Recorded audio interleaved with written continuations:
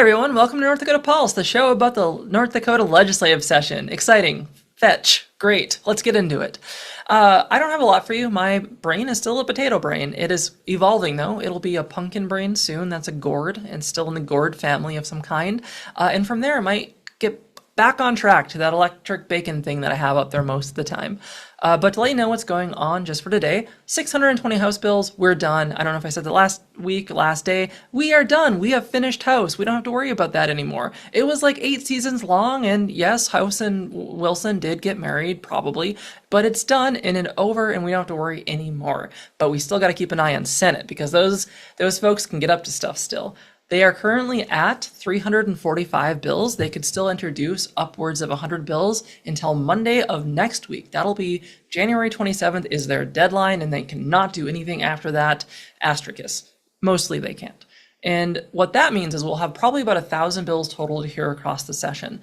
These bills have to be heard across both chambers in 80 days. It is a whirlwind of bills, but we will get through it somehow because legally we have to, like, that's the state law. So it'll happen, I guess. But so what's happening right now is that tomorrow night we are going to get a listing of all the bills that will be heard next week. Probably dozens, hundreds of bills all across different chambers, all across different committees. A ton of the bills that we have. Our goal is to get through them all as fast and quickly as possible while hopefully keeping good governance. But I think everyone has kind of a potato brain at this point.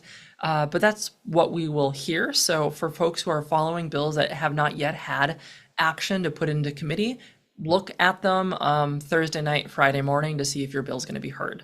It'll probably be heard Monday, Tuesday, or Wednesday. And once it actually is once it's actually scheduled, then you can submit your testimony. Interestingly enough, if you do submit your testimony either Thursday night, Friday morning, that means it typically will get uploaded. And how this session works is you will probably be one of like yourself or maybe a few other people that has their testimony uploaded early. So as people look at the bill across the weekend, all they will see is your testimony. So if you are fast about it, you can kind of lead the narrative if you want. That's a little life hack for you. Consultants usually charge people hundreds of thousands of dollars for that information, but you're getting it from me for free. Isn't that great? Values may vary. So really the biggest thing that we're looking at right now is all the bills that were previously heard. Have they gotten a do pass, do not pass? Are they going to be scheduled to be voted on by their chamber? So we're looking at the bills that have had that committee hearing but aren't anywhere yet to see where they're going. And then we're also looking at bills that haven't had a hearing yet and seeing when they're going to get scheduled. That is what session is right now. That is pretty much all that's happening. All the bills are on the table. We are just putting them through the process. So that's just what you need to know. So there's going to be a lot of activity probably Friday, and not really a whole lot on Thursday, just for a heads up on that. For the things I'll be doing, as a reminder, I have our Good Bill Fridays, so you can check out the awesome bills that give you hope about North Dakota.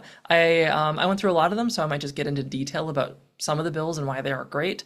Then I have my fun Saturdays, so you can, laugh and relax your shoulders, drink some water, all that fun stuff. That's my fun Saturdays. And then on Sundays, I talk about the terrible stuff so we can get ready for the week with a grimace on our face. I don't know. Maybe I have to think about this better. Regardless, that's what I have going on. I'm doing a couple things. I'll be reaching out to all of our lobbyists and advocacy organizations, asking them, hey, what's the priority? What do we need to care about? And then I will hopefully have them get back to me. That way it would be a dialogue. If it doesn't, I'm just yelling at them for no reason. But I'm being nice and I'm just emailing them very gently and hoping they get back to me. Everyone's extraordinarily busy, so I have no judgment. If they're anywhere near as busy as me, I won't email me back either, so it's fine. But I'll get as much information as I can so you can be informed about what everyone's doing so we can see what it is to be a state and we can see what democracy is in real time and get excited and participate in it. Because that's how it should be, and then we'll have a better world. That's plans. So I have that. I'm also working on a research kind of project where I'm looking at all of the occupations our lawmakers have and comparing that to our general population. I'm still having a little bit of work. I'm hoping to be done next week on that. But what I found out so far is, and this might not surprise anyone, there is no one in our legislative chamber that represents the food and service industry. Isn't that weird? There's an owner of Three Lion Pub, something like that. So kind of, but like they don't really represent what it is to be a server, right? Like we get that. They don't know what it's like to like if you know, you know. If you know, you know about being a server. We don't have to get into any of that. So that's what I got for you. It's kind of a quick check-in. Not quite all there yet. Still recovering from the 200 bills on Monday, but we are getting to the better part of session where we have more time to think, more time to talk. Anything that's happening right now, just keep on remembering it's not law yet. Nothing on the table is law yet, and even if it does become law, there is so many mechanisms to stop bad things, and we have time. There's a thing called crossover. That's when the bills go from one chamber to the other, starts the process over. There's a break there so you can breathe and also start to organize better. When we think about these bills, a lot of people focus on the stuff that gets passed into law as the ultimate goal. And laws are important and they're vital and they structure how we make our society work. But the laws are only as good as we believe in them. And laws that get passed through shenanigans and in disproportional representation of certain groups don't hold as much weight as you might think going in both directions.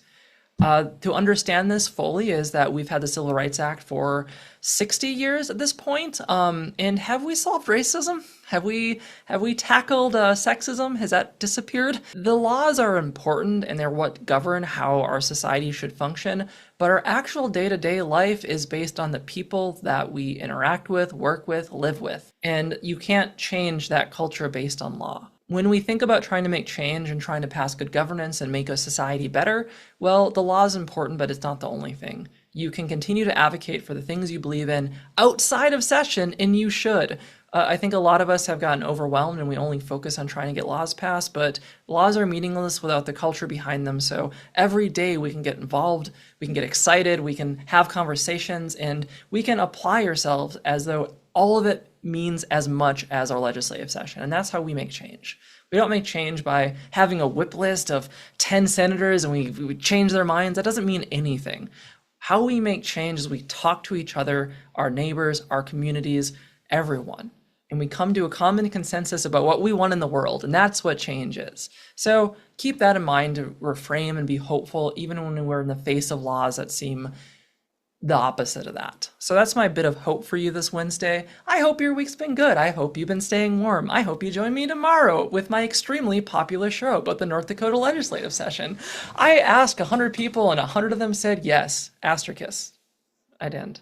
That's all I got. Yay, democracy. Good night.